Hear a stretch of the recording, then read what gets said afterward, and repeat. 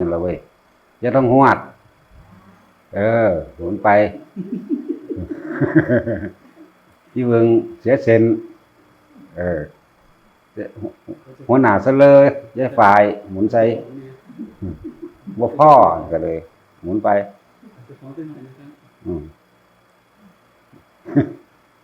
เตี้ยมาเรียดากหมุนไปหามันในวันนี้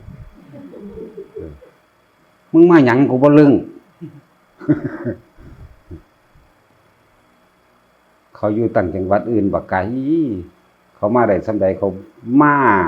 แต่ของอยู่เฝ้าอยู่ว่าซั่นก็ยังบ่ได้สนใจเนาะมันไกลโพดมันไกลคนไก่มาเอายอดมันเด้คนไก่เห็นเฝ้าไว้ถ้าเว้าพื้นคนไก่ไว้ถ้าเว้าพื้นคนไก่มาเอายอดมันสั่นล่ะพอยี่อีดเอาวันตายอยู่เนาะอย่าร้อยตายแล้วติ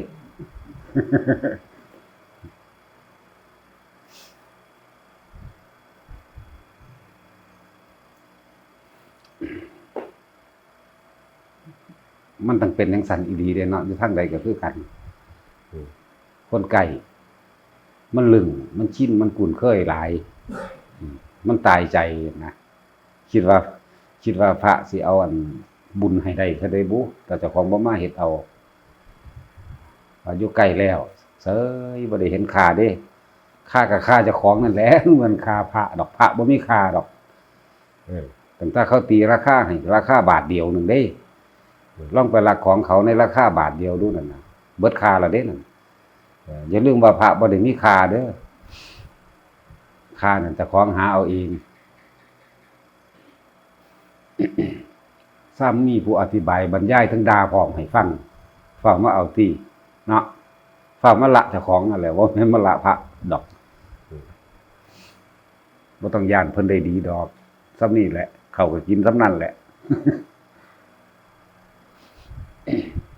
นั่นแหละจังว่าคนไก่เขามาเอายอดแล้วคนไก่นั่งเฝ้ากอดป๊อดอยู่นี่แหละน่ะอย่าทำหวดอย่าเตือนเป็นตาหูหมุนไปเบิ่งแน่นั่นใจหายได้ใจออกจักน้อยแล้วบ่ไฟเดี๋ยวเบิ่งหน้าเป็นตาเดโตนแต่ว่าบ่แม่นเด้อแต่ได้ศูนย์แล้วกัดแก้วกัดข้างผีขโมดโมลี่อยู่หั่นแหละถ้าเอาตาจุ้ยละมกแน่ให้เขาหูจักเนี่ย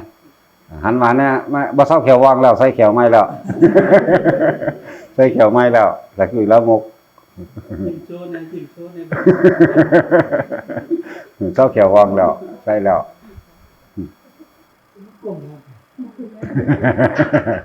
อีบูดอันเด้ออันกลมนี่อีละอีบูด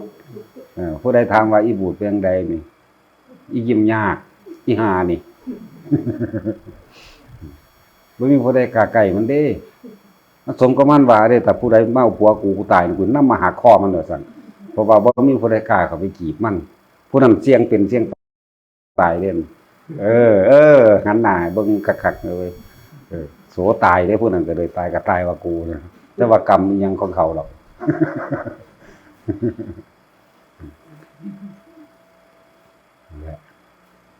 ได้เกี่ยวขี้เขี้ยวก็ทายเอาแน่นั่นไล่ๆเด้อผู้ห่มผ้าไล่ๆนั่นแหละยายเกี่ยวแต่ขี้เขี้ยวตัวเลี้ยงลูกน้อยอยู่เด้อนี่แม่หาก็ออกลูกก็มีแม่หาจิ๊บกลัวแล้วก็หาได้ลูกว่าแล้วสั่นล่ะจอยผมก็กลมเข้าไปให้จอยแต่ลูกก็ทำเนาะใช้คำใดบ่มีสมองอันนั้นเอาแล้วแน่คนบ่มีสมองเรื่องสั่นเอาฮิปโปเนี่ยน่ารักดีเพิ่นเห็นว่าเพิ่นฮิปโป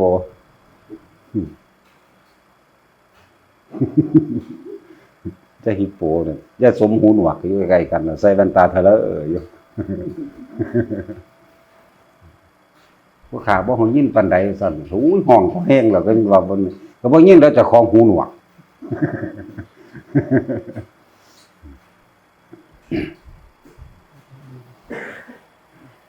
เขาเจ้าจังบ่ได้ถามยังเขาเจ้ามา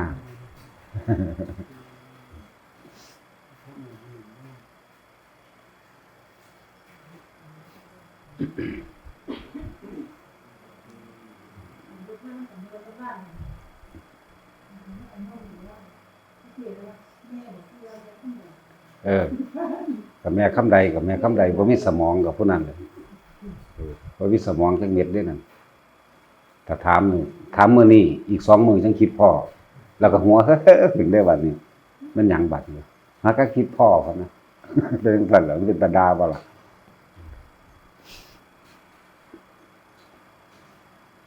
จังสบาย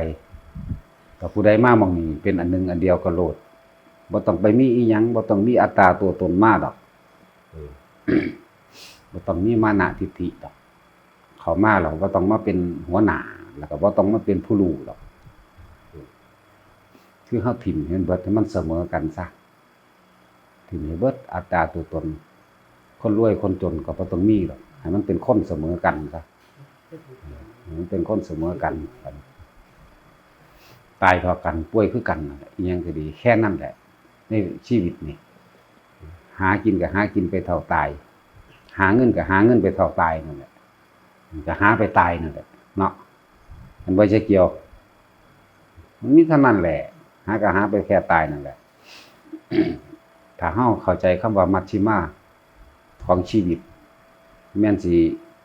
บ่ทันได้ถึงขั้นว่าอยากนิพพานก็ตามให้เข้าใจว่าที่อยู่อาศัยเฮาก็พอมีอยู่แล้วเครื่องนุ่งห่มก็พอมีเป็นไปได้อาหารก็พอมีที่ทำกินแล้วบ่ขาดบ่แคลนอิหยังแล้วยารักษาโรคก็มีแล้วเอิ้นว่ามัธยัสถ์อยู่ในตามฐานะตามครอบครัวใจบ่ปรุงบ่แต่งเข้าไปในความอยากได้อยากดีอยากมีจะเป็นเกินประมาณเอิ้นว่าโลภเกินจนว่าบ่ฮู้จักผิดจักถูกบ่จักทำแล้วก็นำแต่ความเดือดร้อนมาสู่เจ้าของเองดิ้นรนขนขวายได้มาแบบใดก็สร้างคอยกูได้อันนี้แล้วก็เข้าใจว่าบุญบาปสวรรค์นรกบ่มีจังซี่ส่วนมากคนเฮาถ้าบ่ตกทุกข์ได้ยากดีก็บ่ค่อยเข้าหาธรรมดอกสมกับเพิ่นเว้าอยู่เด้พุทธวจนะผู้ใดเห็นทุกข์ก็ผู้นั้นจังเห็นธรรมแต่ว่าถ้าผู้ใดเห็นทุกข์แล้วบ่เข้ามาหาธรรมก็ชีวิตนั้นย่อมไร้ความหมายหาตัวเองบ่พอถึงขั้นว่าฆ่าตัวตายก็ได้เพิ่นเด้บ่แม่นธรรมดาเด้ผู้ใดเห็นทุกข์ผู้นั้นเห็นธรรมผู้ใดเห็นธรรมผู้นั้นเห็นเราตถาคตคำว่าเราตถาคตคือความเป็นไปความเป็นเช่นนั้นนั่นแหละเป็นลักษณะนั้นพูดถึงเรื่องยายคนหนึ่งแล้วตายแล้วฟื้นไปฟื้นอยู่หม้องสิเผาพอดียายน่ะมีลูก6 คนแล้วก็บ่ได้ป่วยอิหยังมากมายเด้คือคนปวดหัวธรรมดานี่ยายนั่น แต่ว่าลูกทั้ง6 คนนั่นบวชเบิดบวช5ศึกมาเบิดแล้วยังลูกชายผู้เดียวบ่ทันได้พ่อบวชพระยังเป็นเณรอยู่นายนิรบาลนั่งเฝ้าซี่แจนั่นแหละ สิให้เฮาเปรียบเทียบเอาว่าบุญหรือว่าให้ทานการให้ทานการบวชลูกการบวชหลานก็มีมามากแล้วแต่ว่าบ่คิดถึงมันปลูกผักปลูกหญ้าคิดนำแตะผักคิดนำแตะผักนั่นผักนี่มื้ออื่นสิใส่ฝุ่นมื้อฮื้อสิใส่ปุ๋ยมื้อนั้นมื้อนี้สิหายามาฉีดมาฆ่าแมลงคิดแต่นำแตะซี่เป็นอยู่ลักษณะนี้ทั้งที่มีลูก6 คนลูกทั้ง6 คนบวชผู้ละปี2 ปียังผู้หนึ่งเป็นลูกเณรอยู่บ่ทันได้ถึงบวชพระนายนิรบาลนำไปทั้ง4นั่นแหละแต่ว่าบ่ได้ลากไปดอก บ่ได้ลากไปถึงก็เขาก็ถามเบิดทุกอย่างนั่นแหละแต่ธรรมดาแล้วพญายมราชนั่นแหละที่เขาเอิ้นยมสะอันจริงๆในฐานะตัวจริงนั้นยมสะสื่อพญายมราชที่เขาเอิ้นยมบาลนั่นแหละอันผู้นำไปเอิ้นว่านี้นายนิรยบาลอันนี้ผู้นำไปสู่นรก ในนิริยบาลแต่ผู้นั้นนี่ชื่อว่านิยสะพญายมก็ถามคือถามนี่ถามหาให้คิดถึงบุญเด้ให้คิดถึงบุญถามหาแต่ละมือย่ายคิดถึงอย่างคิดน้ำพักน้ำหยาแล้วเคยเฮ็ดบุญเฮ็ดทานอีหยังไว้อยู่บ่ปานนั้นยังคิดบ่ออกเด้ปานนั้นยังคิดบ่ออกหรือบ่ธรรมดาเด้ความเคยชินบ่คือยายสมนั่นแหละคิดแต่น้ำหนานผักนั่นใส่ฝุ่นขี้หมูแน่ไฟฝุ่นขี้ไก่แน่อยู่พอสำนั้นคิดน้ำหมดแดงมากก็สิหายาดีๆที่ไปหยอดมันเนาะมันชินเด้ว่าธรรมดาเด้ความเคยชินคือนี่แหละก็มาภาวนานำเขาอยู่มาจังหันจังสิก็มาตลอดอยู่แต่ว่าใจแห่งบ่ได้อยู่น้ำจังหันใจบ่ได้อยู่น้ำพระบ่ได้อยู่น้ำท่านใจก็ไปอยู่ในหัวในสวนพุ่นไปอยู่น้ำหนานผักไปอยู่น้ำยาดีที่ขาหมดแดง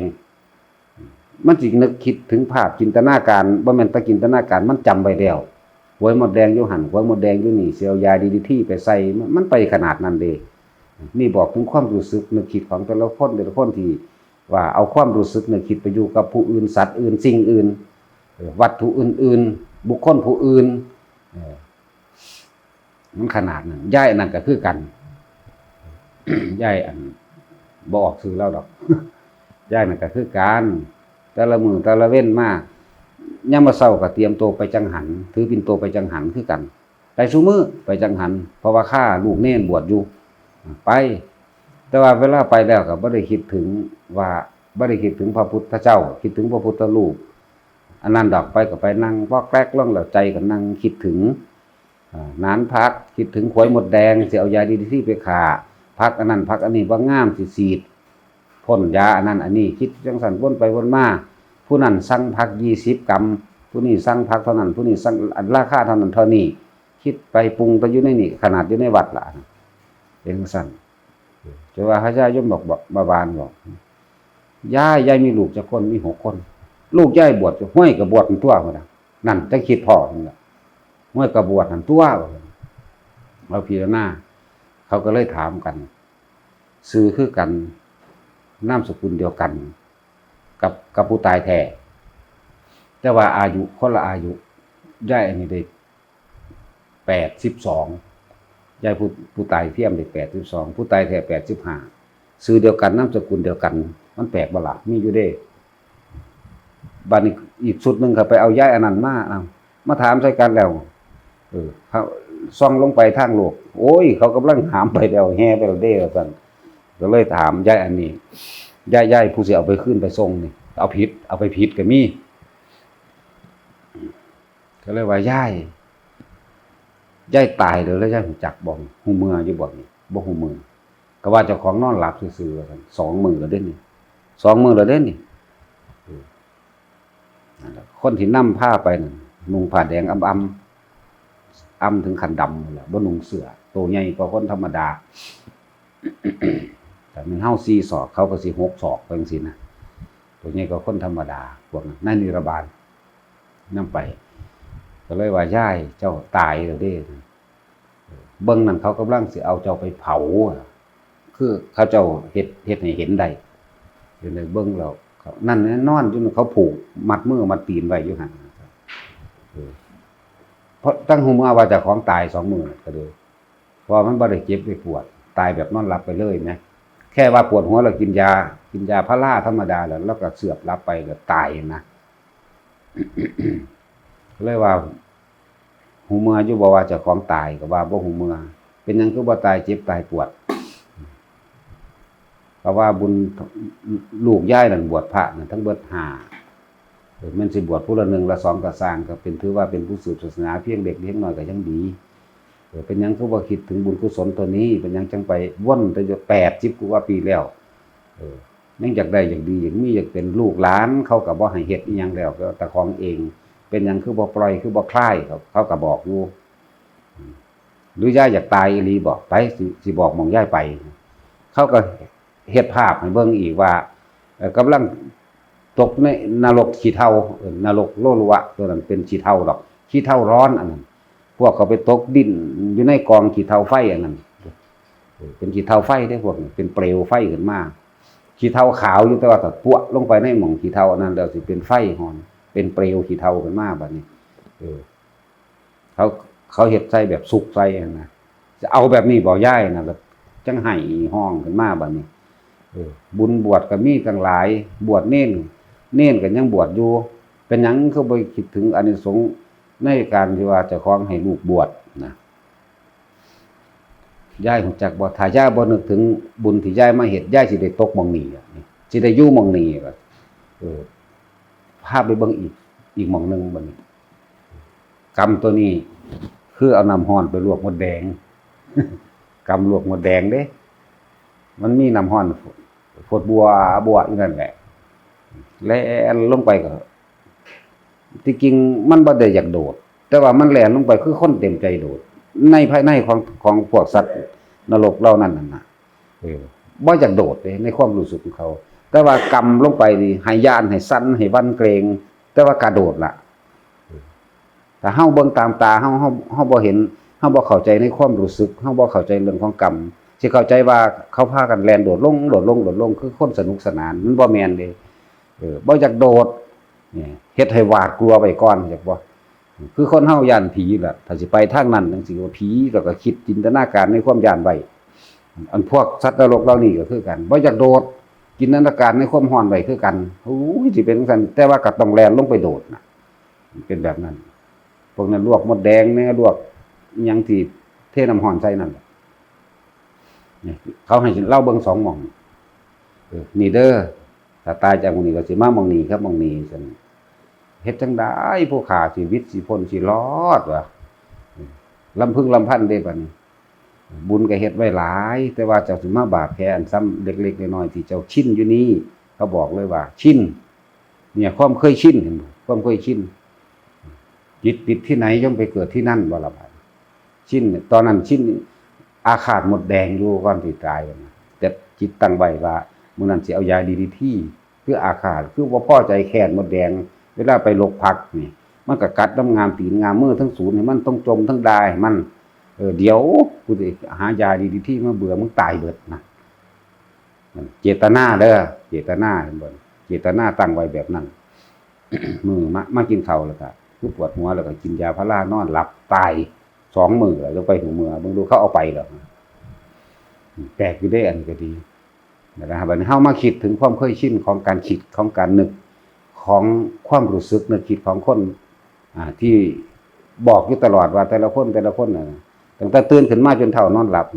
เอาความรู้สึกนึกคิดไปอยู่กับคนอื่นเบิดบัดนี้เฮาก็น้อมมาหาเจ้าของเบิ่งเลยจริงหรือบ่จริงตื่นพับมาจากไปหาผู้นั้นเพื่อสิไปหาเงินให้เขาทำธุระนั้นนี่ให้หรือทำธุรกิจร่วมกันจังซี่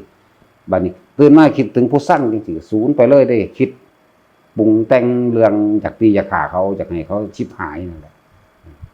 น้อมเข้ามาหาเบิ่งเจ้าของว่าเจ้าของเป็นจังซั่นจริงๆบ่เป็นแบบนั้นจริงบ่ถ้าผู้ใดยอมรับความจริงว่ากูเป็นแบบนั้นได้นี่เริ่มเป็นผู้มีสติรู้ตัวขึ้นมาแล้วว่าเจ้าของเฮ็ดผิด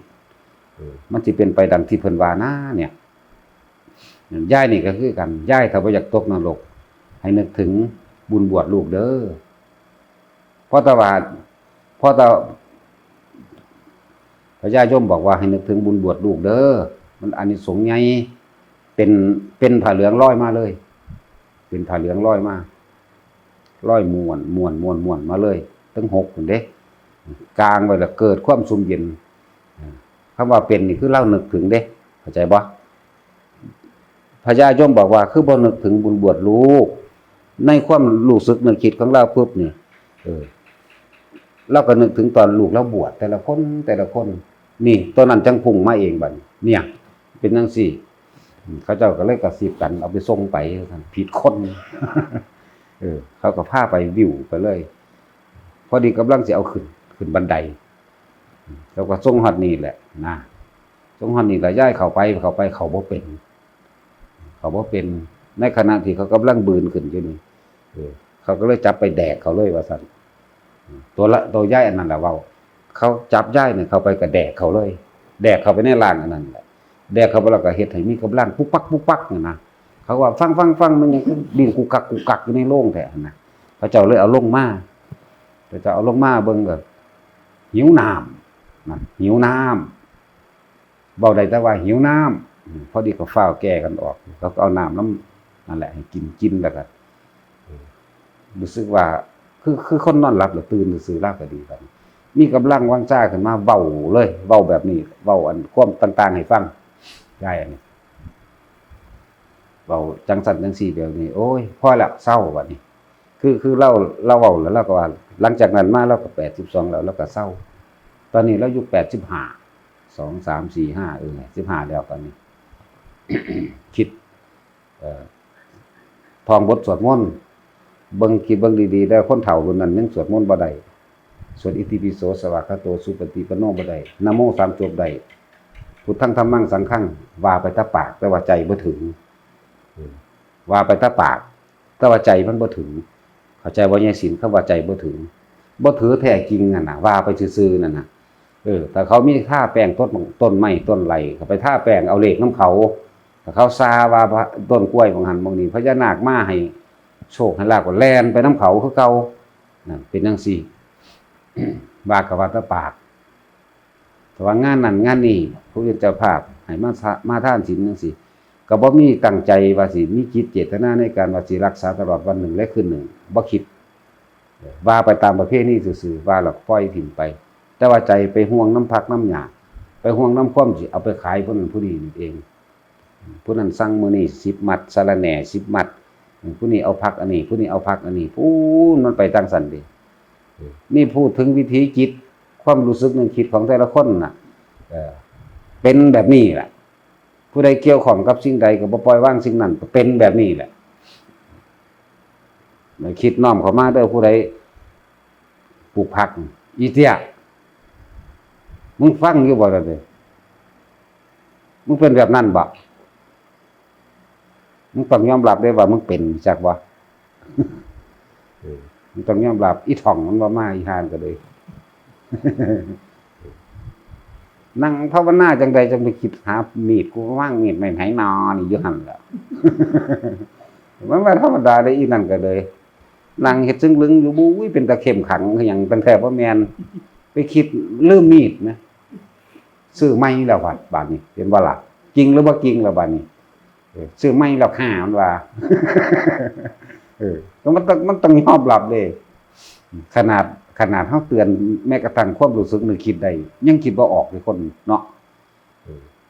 คือถอดความรู้สึกแต่ละคนออกมาให้เบิ่งแล้วก็กูเป็นจังซั่นอีหลีตานะขนาดนั้นยังบ่คิดบัดนี้เปลี่ยนความคิดใหม่แม่นสิปลูกผักก็สร้างแม่นสิผู้ใดสั่งผักก็ตามแต่ว่าในขณะที่เฮ็ดผักเฮ็ดอาชีพใดก็สร้างภาวนาไปนำบ่ได้บ่มันเป็นหยังสิเฮ็ดบ่ได้ถ้าคนใส่ใจซะอย่าง ร่างกายก็ไปหน้าไปปลูกข้าวไปปลูกผักก็ดีแต่ว่าใจนี่เอามาไว้นำพระพุทธรูปบ่ได้บ่เอาไว้นำพระพุทโธบ่ได้บ่พุทโธพุทโธพุทโธพุทโธไปเรื่อยมันเฮ็ดได้นะมันก็เฮ็ดผักได้คือเก่าโหดผักได้คือเก่ามันเป็นจังสิเฮ็ดบ่ได้มันก็ได้มัดเท่านั้นกิโลเท่านี้ขีดมันฮู้จักนาแม่นบ่ล่ะลองคิดถึงความเป็นจริงเด้อสิ่งเหล่านี้ของปฏิบัติพลิกมาง่ายๆนึงแต่คนมองข้ามจังซี่ นั่นแหละย้ายอันนี้เราก็เว้าให้ฟังเรื่องหลังจากเราฟื้นมาแล้วแล้วก็คิดใครควรอยู่เฉพาะในธรรมะละบาดคือเราท่องอิติปิโสสวากขาโตสุปฏิปันโนบ่ได้แล้วเลยเอาอันนั้นเป็นเครื่องอยู่เอาอันนั้นแหละเอาสุปฏิปันโนเอาบทอิติปิโสเป็นเครื่องอยู่แล้วก็ท่องอยู่จังซั่นมันท่องอยู่จังซั่นตอนนั้น82 3 74 85เต็มกับเลยไปจักหน่อยตายแล้วตายแต่ว่าเราอยู่สวรรค์เด้เว้ยเพราะว่าก่อนสิตายเราจื้อคำพญายมสะนั่นเว้ายมบาลนั่นบอกให้ระลึกนึกถึงบุญบวชเด้อตอนเราตายมันเป็นจังไดสิเป็นคือคนห่มผ้าคือพระนั่นแหละเป็นห่มผ้ามาพระลูกเล่าเอง ได้หลายๆคนแหละผมผ่ามาในขณะที่เล่าออกจากล่างไปน้ำผาเหลืองอันนั้นไปน้ำผาเหลืองน้ำขึ้นไปตกที่ดาวดึงย้อนอยู่ได้ล่ะนะหน้าหวาดเสียวว่าสันพวกเจ้าว่าถ้าพระยายมบอกให้นึกถึงอันนี้ก็บ่นึกถึงเด้หน้าหวาดเสียวเด้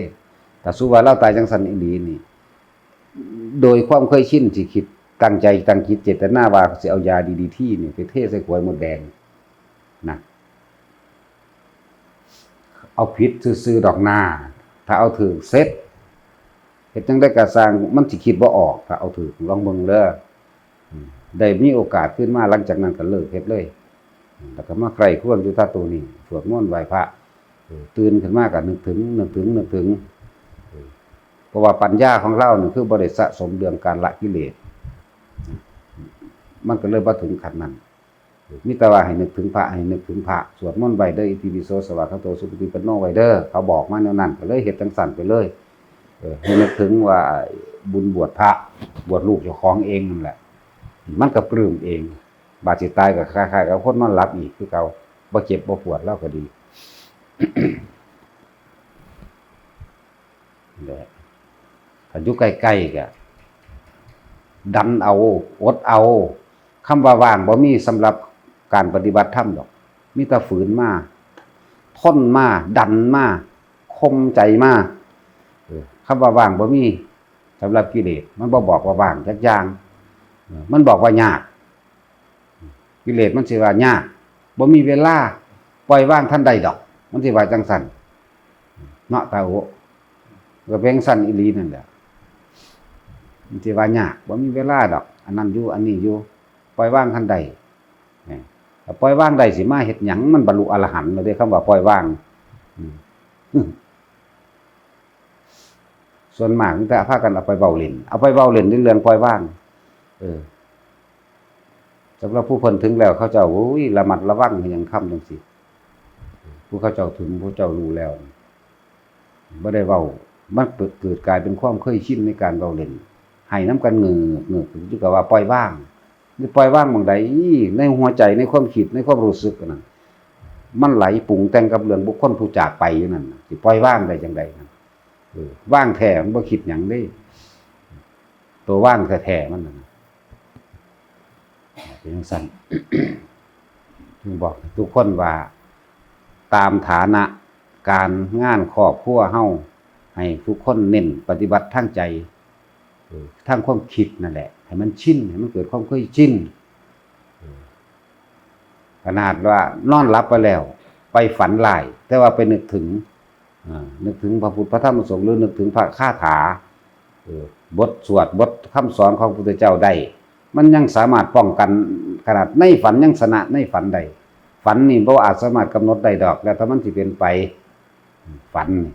วิจัยล่มเล่าฝันว่าเขาผีมาแนบข้างมาขอบุญเขาก็จับแขนไว้เอาเล็บยาวๆหยิกไว้ในความรู้สึกของเราเองมันสิเป็นญาณบาดวันทองกับทองล้วนน้ำมัตถุพุทธานังน้ำมัตถุโพธิยาทองแต่ว่าทองก็อูอะกุกกักเด้มันเป็นคือคนมันคือเป็นคือจริงนี่เด้อันในฝันก็เลยก็มันจริงกับตัวจิตวิญญาณตัวนั้นไปเป่าใส่เขากับมันทองบ่ถือเขาก็บ่ย่านแล้วเพราะทองบ่ถือแต่ว่าโดยความที่เราระลึกนึกถึงอันพระนั่นแหละ1นึกถึงพระ2คือเล่านั่นมักสวดบทนี้เป็นประจำของเราแล้วจนเกิดความเคยชินนั่นแหละสวดไปนั่นเพิ่นก็ว่าเห็นอาจารย์มาน่ะยายล้มบาดเดียวเท่านั้นผีพวกนั้นก็ย่านเพราะผีพวกนั้นไปเลยเห็นบ่ว่ามีความฝันยายล้มเด้นี่ ยายล้มตอนนั้นแหละผีพวกนั้นก็นั่งลงเลยนั่งพนมมือเต็มอยู่บัดสวดถึกได้บัดนะมัตถุพุทธานังนะมัตถุโพธิยาเด้นะเป็นจังซั่นสวดถึกเด้นั่นแหละให้มันชินถึงขั้นว่าฝันก็เป็นได้พุ่นล่ะความฝันนี่บ่มีผู้ใดสามารถกำหนดว่าให้มันฝันว่าจังซั่นจังซี่เป็นจังซั่นจังซี่บ่เป็นได้มันสิเป็นของมันเอาเองเป็นเอาเองมาซั่นจนให้มันชินแบบนั้นเอา ชินเพราะว่าหยังเพราะว่าเรานึกถึง นึกถึงบทสวดมนต์นั่นแหละนะมัตถุพุทธานังนะมัตถุโพธิยาก่อนนอนเพิ่นก็สวดไปจนหลับตื่นนอนพึบเพิ่นก็สวดขึ้นก่อนเลยเห็นบ่ล่ะในขณะที่ว่าเพิ่นนี่เพิ่นก็นึกถึงพระนั่นแหละนึกถึงเฮาพระผู้บอกผู้สอนนั่นแหละว่าให้เจ้าเฮ็ดจังซี่จังซี่เด้อเนี่ยเพิ่นก็นึกถึงหน้าปั๊บเพิ่นก็สวดมนต์ปั๊บตีคู่กันไปเลยนะจนเกิดความเคยชินแม้ขณะฝันยังสวดมนต์ได้ถ้าผู้บ่มีแนวจังซี่เป็นเครื่องระลึกเด้ซั่นบ่เป็นที่พึ่งเด้ซั่นแต่ฝันว่าผีไล่ก็หูยเมื่อยหอบอยากตายพุ่นแล้ว เนาะตาสินถ้าตายก็เป็นอีหลีแล้วสิบอกให้เป็นตามฝันเด้ระวังเด้อเป็นตามฝันเด้อแต่ว่าฝันคือตันจุ้ยเนี่ยบ่ได้เป็นตามฝันเด้อตาจุ้ยเด้อฝันว่าไปเบิ่งด่าเขานั่นเด้อนรก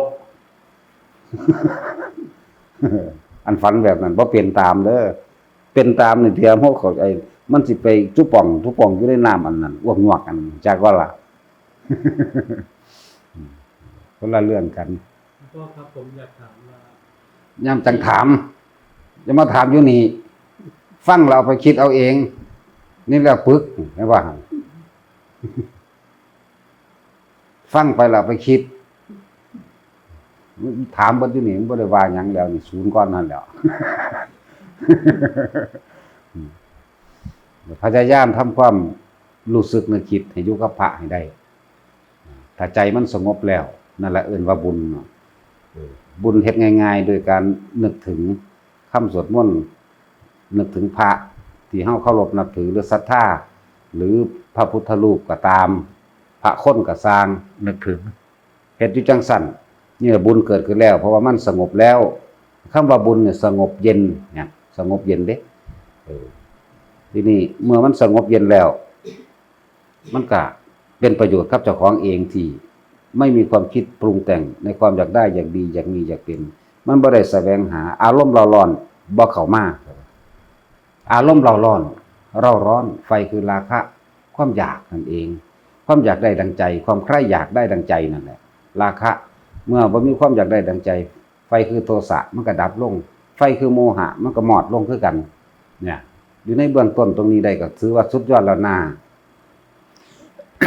เวลาเฮามาทำวิปัสสนาพิจารณาหาความจริงของความทุกข์ของเจ้าของเองโดยสาเหตุของผู้เฮ็ดให้ทุกข์แท้ๆก็คือความอยากของเจ้าของเองมันก็สิคอยเบื่อหน่ายคลายกำหนัดออกไปเองดอกเบื่อบ่ได้เบื่อแบบโลกเบื่อแบบโลกคือเบื่อบ่ได้ดังใจคือผัวกับเมียเบื่อกันเบื่อบ่กิ่งเด้เบื่อนั่นคือเบื่อบ่ได้ดังใจย่างถือเฮียนต่ำไปกูเบื่อมึงเด้กูเบื่อมึงเด้หังบ่หนีจากกันจักเทื่อเนาะเบื่อบ่ได้ดังใจเด้เบื่อแบบนั้น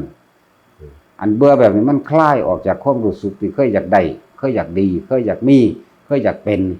นั่นมันจะคลายออกมันจะเห็นนั่นก็เห็นสาเหตุทุกข์เจ้าของแล้วก็มันจะเห็นความรู้สึกตัวนี้ออกชัดเจนนั่นคลายออกจากความรู้สึกแล้วมันก็สิเอิ้นว่าเป็นผู้มีสติในการทำมาหากินแบบบ่เฮ็ดผิดมันสิปล่อยวางได้เร็วพวกนี้เวลาอยากได้นั่นอยากได้ดีเขามาคักๆโอ๊ยก็แค่นั้นแหละนี่มันสิลงโอ๊ยแค่นั้นแหละเนี่ยมันสิลงแบบนี้ลงนี่ลงโดยความรู้สึกเลยลงความรู้สึกแบบความรู้สึกจริงๆว่ามันลงอีหลีมันคลายอีหลีมันบ่อยากได้อีหลีออกจากความรู้สึกจริงๆนี่มันจึงเป็นเบื่อหน่ายคลายกำหนัดของแท้อันพวกกับเมียเบื่อกันเบื่อบ่ได้ดังใจซื่อๆคนละเบื่อกันทางบ่หนีจากกันจักเทื่อคือตาสินกับฮิปโปนั่นแหละศูนย์ใส่กันกูเบื่อมึงเด้ตากึ่งใส่กันแต่ว่าบ่หนีจักเทื่อ บอกให้ป้าทายแม่ก็บ่มีผู้ใดหนีศูนย์อยู่ว่ามันจะตายมันตกนรกเด้ซั่นบ่ตายตอนศูนย์สิตายตอนเช้าศูนย์ก่อนว่าซั่นเพิ่นว่าบ่อุ้ยมันมีฮอดกำหนดว่าตายตอนเช้าศูนย์ได้ เพิ่นรู้กัน ก็เป็นจังซั่นแหละนี่พูดถึงความรู้สึกนึกคิดของแต่ละคนเลยผู้ใดคิดเปรียบเทียบเข้ามาหาเจ้าของเบิ่งเด้อจริงหรือบ่จริงตั้งแต่ตื่นขึ้นจนเท่านอนหลับนี่เอาความรู้สึกนึกคิดไปอยู่กับผู้อื่นเบิดความรู้สึกมีอยู่2อย่างเท่านั้นแหละรักกับเกลียดบอกอีกอันนึงว่าพอใจกับไม่พอใจความรู้สึกถ้าไปหาบุคคลที่พอใจเด้มันก็ปรุงแต่งในความลุ่มหลงไหล อยู่หั่นแหละหลงไหลอันนั้นอันนี้วาดภาพไปในทางที่สมหวังบุคคลที่พอใจนั่นบ่ได้คิดว่าสิผิดหวังเด้วาดภาพไปในทางที่สมหวังนั่นเองนั่นถ้าบุคคลที่เกลียดเด้เอาความรู้สึกไปเกลียดบ่นั่นมีความรู้สึกแบบใดก็วาดภาพไปในทางอยากทำลายเขาให้ชิบหายนั่นเองมันเป็นจังซั่นแต่เฮาคิดว่าโอ้มันเป็นจังซั่นอีหลีนี่มองข้ามตัวเองคนทั้งหลายนี่มองข้ามตัวเองเบิดเฮาพูดถึงเรื่องการปฏิบัติธรรมปฏิบัติใจเจ้าของพูดถึงความการจดจ่อว่าสติหรือสัพพัญญะจดจ่ออยู่ในกายถ้าจดจ่ออยู่ในกายแล้วมันกับเขาไหลไปหาสู่เวทนาแน่กับความรู้สึกนั่นแหละที่ชอบกับไม่ชอบในเวทนานั่นพูดไปหาอยู่นำผู้อื่นในความเกลียดและความชังในความพอใจและไม่พอใจบัดนี้มันก็สติกับจิตนั่นแหละบัดนี้จิตในจิตนั่นแหละเคยนึกถึงว่ากูคิดแต่แบบนี้อยู่บ่มันจึงจะเห็นธรรมคือของจริงของแท้ทุกข์ก็เกิดขึ้นจากของนี่เองสาเหตุทุกข์ในความยินดีพอใจก็เกิดขึ้นจากเจ้าของเองจิตกับเจ้าของคิดเป็นผู้คิดไปเอาเองจึงไม่เห็นธรรมสักทีเนี่ยเริ่มไปเห็นความจริงในทุกข์สมุทัยนิโรธมรรคของตนเห็นจังซี่แต่ว่าแต่ละคนเอาความรู้สึกนึกคิดไปอยู่กับผู้อื่นเบิดถ้าผู้ใดฟังขอความธรรมอันนี้เข้าใจแล้วน้อมเข้ามาหาเจ้าของเด้อบัดนี้น้อมเข้ามาหาเจ้าของถ้าว่าท่านได้รู้ซึ่งถึงความสงบโดยสติโดยปัญญาก็ให้หันเข้ามาอยู่กับลมหายใจผู้หายใจเข้าผู้หายใจออกโทก็สิค่อยๆรู้ไปเองเมื่อใดสติมันบ่อยู่กับเนื้อกับตัวก็คือมันบ่อยู่กับพุทโธมันบ่อยู่กับลมคือมันสิคิดไปหาผู้อื่นแล้วไปหาคนที่เกลียดกับบุคคลที่รักไปหาสัตว์สิ่งของไปหาไร่หานาไปหาสวนหาหัวไปหาเงินทรัพย์สมบัติเงินทองเนี่ยความคิดนี่มันจะแล่นไปอยู่แล้วแล้วก็พยายามดึงเข้ามาใหม่ใส่ความคิดนั่นแหละดึงคำว่าพูดลมเข้าโทลมออกอยู่เพราะสนิมันก็เป็นธรรมดาคนฝึกใหม่บ่ว่าถ้าฝึกใหม่น่ะฝึกเก่าก็คือกันนั่นแหละนะถ้ามันบ่ทันได้ถึงความสงบแล้วนะบ่เคยรู้บ่เคยเห็นบ่เคยเป็นแต่ว่ามาซื่อๆก็มีหลายปีก็ตามถ้าผู้ใดเห็นความสงบของตัวเองเกิดขึ้นแม้ครั้งเดียวนี่สิเข้าใจลึกซึ้งเลยล่ะนอกนั้นมันสงบจากการคิดซื่อๆได้คิดว่ากูสงบแล้วกูปล่อยแล้วกูว่างแล้วแต่ว่าความรู้สึกมันบ่ถอดเพราะว่าว่างมันบ่คลายแท้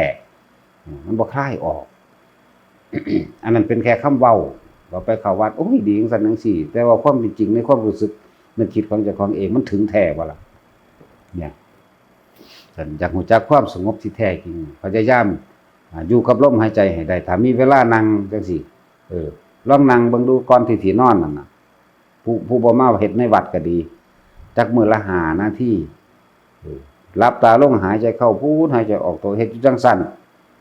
ถ้ามันคิดไปปั๊บมันแม่นของเพิ่นอีหลีนี่มันชินคิดไปนำงานเฮ็ดบัดนอนก็ได้ทั้งดีเฮ็ดบัดนอน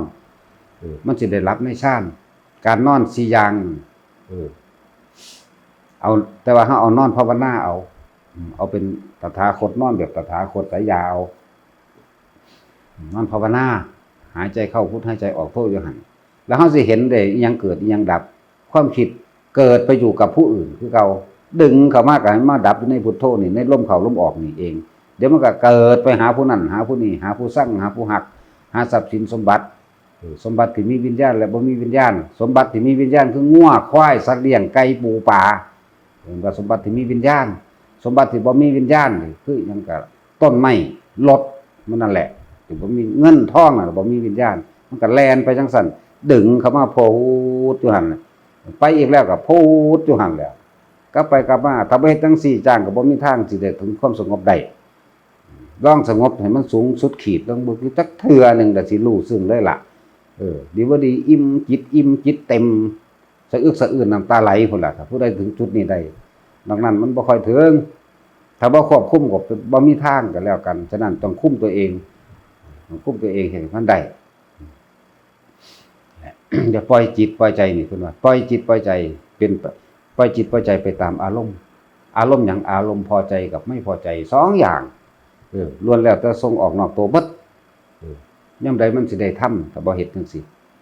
ยามใดมันสิได้ความจริงคำว่าธรรมนี่คือความจริงไสเกิดเป็นแบบนี้ความจริงทั้งดับเป็นแบบนี้ความจริงไสเกิดอวิชชาปัจจยาสังขาราความจริงทั้งดับและอวิชชาตเววะอเสสะอิรัคคานิโรธาเนี่ยไสเกิดไสดับถ้าบ่ควบคุมอยู่ในลมหายใจนี่มันยากคือหยังที่เพิ่นว่าอานาปานสตินี่หรืออัสสะสะปัสสะสะนั่นน่ะก็ลมเข้ากับลมออกเท่านั้นแหละลองอยู่ตัวนี้แบบคุมมันอยู่ตลอดคุมมันไว้คำว่าตลอดก็ว่ามันยากโพดคุมในขณะที่เฮามาภาวนานี่แหละใน30นาทีนี่40นาทีนี่กูให้มันได้สงบจักนาทีนึงต่อเนื่องกันนะมันได้ลองเบิ่งดูมันสิเข้าใจลึกซึ้งเลยล่ะเป็นจังซั่นอาการปิติมันเป็นแบบใดนอนสิรู้เองจังว่าคำว่าปล่อยว่างบ่แม่นปล่อยว่างโดยการคิดว่ากูปล่อยว่างได้หน้า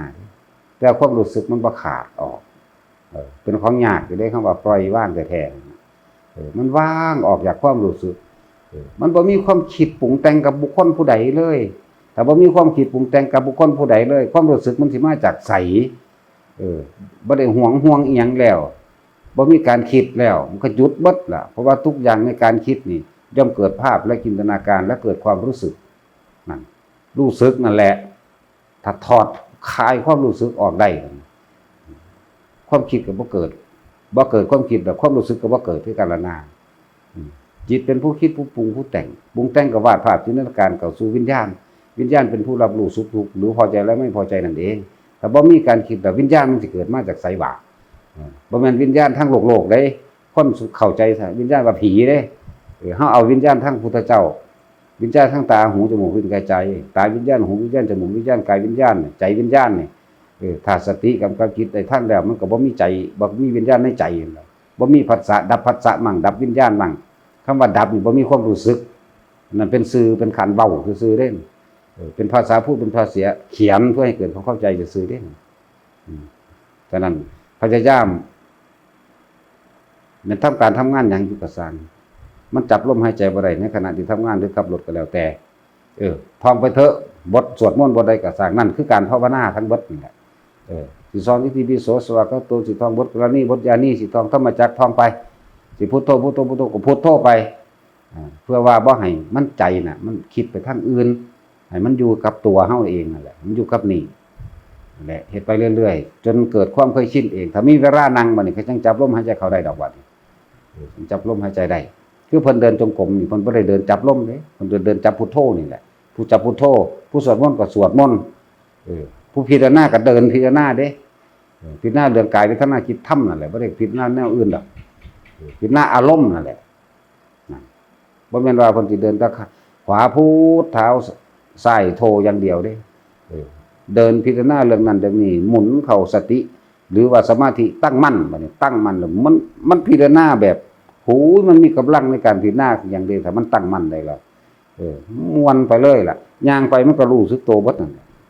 ย่างก็ไปย่างก็มาย่างก็มาก็ไปพี่มันบอกยาก เดินพิจารณาแล้วจิตมันร่วมมันลงแบบใดนั่นผู้ได้เป็นแล้วจังไปเฮ็ดเอาถ้าอยากฮู้จักเนาะนั่นแหละสมาทานซะเอา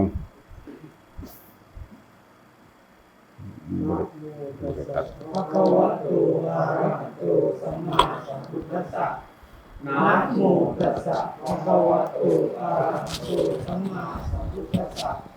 นะโมตัสสะภะคะวะโตอะระหะโตสัมมาสัมพุทธัสสะอิมาหังภควาอิมาหังภะคะวาตังภาวังอัตตะภาวังตุมหากังตุมหากังปริจจฉามิ ปริจจฉามิข้าแต่องค์สมเด็จ ข้าแต่องค์สมเด็จพระผู้มีพระภาคเจ้าผู้เจริญพระผู้มีพระภาคเจ้าผู้เจริญข้าพุทธเจ้าทั้งหลาย ข้าพระพุทธเจ้าทั้งหลายขอมอบกายถวายชีวิตขอมอบกายถวายชีวิตแด่องค์สมเด็จแด่องค์สมเด็จพระสัมมาสัมพุทธเจ้าพระสัมมาสัมพุทธเจ้าข้าพุทธเจ้าทั้งหลายข้าพระพุทธเจ้าทั้งหลายอาราธนาบารมีขออาราธนาบารมีพระพุทธเจ้าทุกพระองค์พระพุทธเจ้าทุกพระองค์พระปัจเจกพุทธเจ้าทุกพระองค์พระปัจเจกพระพุทธเจ้าทุกพระองค์พระธรรมพระธรรมพระอริยสงฆ์ทั้งหลายและพระอริยสงฆ์ทั้งหลายครูบาอาจารย์ทั้งหลาย ครูบาอาจารย์ ครูบาอาจารย์ทั้งหลาย สืบกันมา สืบกันมา